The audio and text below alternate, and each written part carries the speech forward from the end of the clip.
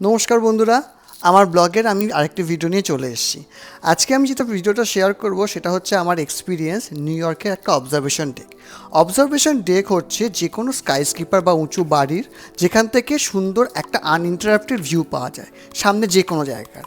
New ইয়র্কের মধ্যে অনেকগুলো অবজারভেশন ডেক রয়েছে, যার মধ্যে একটা অবজারভেশন ডেক হচ্ছে সামিট।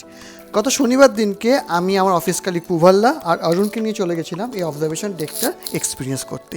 টিকিট আমাদের নিয়েছিল ট্যাক্স নিয়ে অ্যারাউন্ড $54 মতন। 30 মিনিটের সময় দিয়েছিল। আমরা সময়টা নিয়েছিলাম সন্ধ্যে 7:30টার সময়।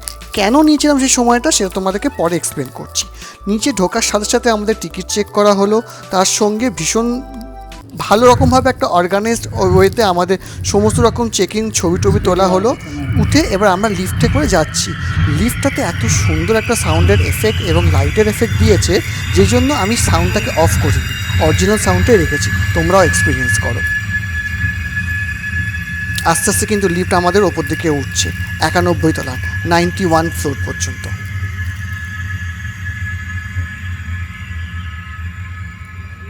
ভেতরটা এতটা সুন্দর করেছে যেন মনে হচ্ছে কোনো আমি হলিউড মুভির মধ্যে টিভিতে দেখছি বা নিজেই আমি এক্সপিরিয়েন্স করছি। এত সুন্দর ভেতরটা।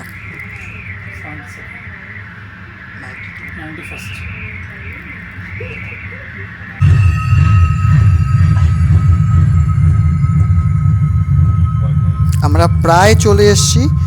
লিফটের ভেতরকার এক্সপিরিয়েন্সটা দুর্দান্ত। নিজে এক্সপিরিয়েন্স না করলে এটাকে ভাষায় প্রকাশ করা যাবে না। আমরা চলে এসেছি।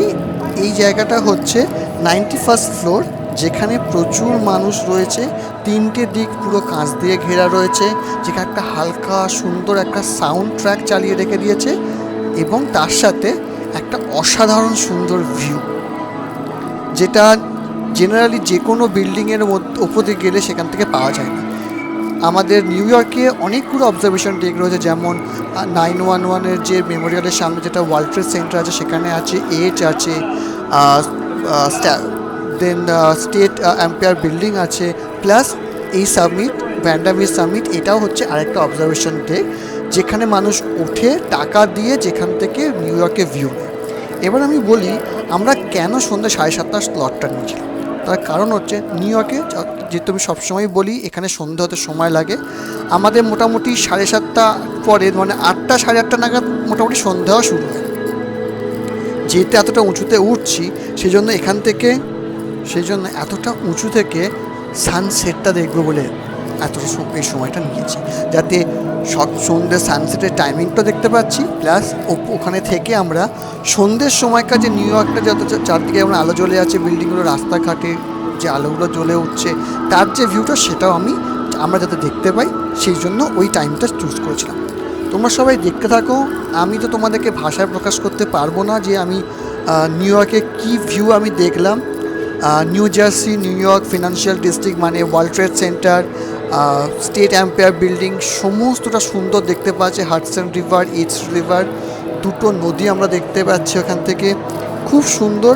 যেহেতু চারদিকটা এত সুন্দর করে মিরর এফেক্ট দেওয়া হচ্ছে, প্রচুর মানুষ বিভিন্ন দিক থেকে ছবি তুলছে, সেলফি, ভিডিও, তার মধ্যে আমিও তুলছি। প্রচুর ভিডিও করেছি আমি ওখানে, প্রচুর ছবি তুলেছি। আর এই যে জায়গাটা আমি যাচ্ছি সেটা হচ্ছে নিউ জার্সির সাইডে, যেখানে সানসেট দেখার জন্য মানুষ অলরেডি গ্লাস ওয়ালের কাছাকাছি সবাই চিটিয়ে দাঁড়িয়ে রয়েছে। ভীষণ সুন্দর আকাশটা করে রয়েছে, ক্লিয়ার স্কাই রয়েছে, যেখান থেকে আমরা সূর্যাস্ত দেখতে পাচ্ছি।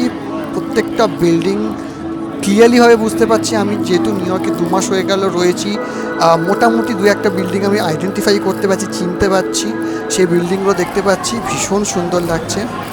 এই জায়গাটা হচ্ছে একটা পাশে আর একটা রুম বা এরিয়া, যেখানে অনেক বেলুন রয়েছে, যেখানে যদি তোমরা সন্ধ্যা হয়ে গেলে, সকালবেলা গেলে এটা সুন্দর সানলাইটটা রিফ্লেকশনটা খুব ভালো হয়।